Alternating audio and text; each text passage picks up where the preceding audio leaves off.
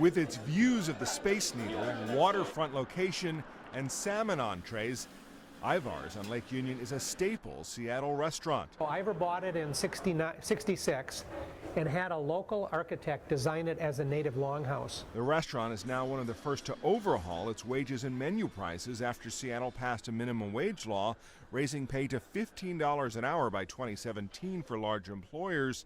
Smaller companies have 5 additional years. In addition to raising pay to $15 for all of its staffers, Ivar's discourages tipping, instead raising prices by 20% to replace gratuity. It's been a surprise. The customers seem to like it, the employees seem to like it, and it seems to be working, at least in this location. Ivar's is not the only one.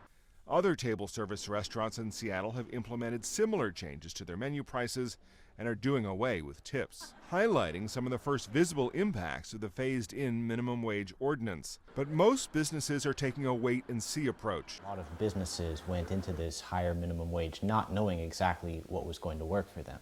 Approved in 2014, Seattle was one of the first large cities in the country to tackle the minimum wage debate. The first phase took effect in April and raised the wage to $11 an hour. Other cities, including New York and Washington, are aiming to increase wages.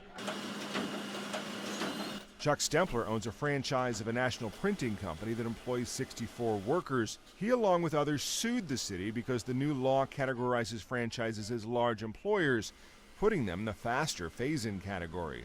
I have a problem with all of my competition being given a 3 or 4 year period where they can be substantially more competitive than I am. Stempler says he may be forced to consider automation to replace workers. Meanwhile, at Ivar's, despite the no tipping, and people are leaving a little extra. If the last 4 months are any indication, I stand to make about 6 or 7 grand more this year than I did last year and the year before that. The staff welcoming the extra cash.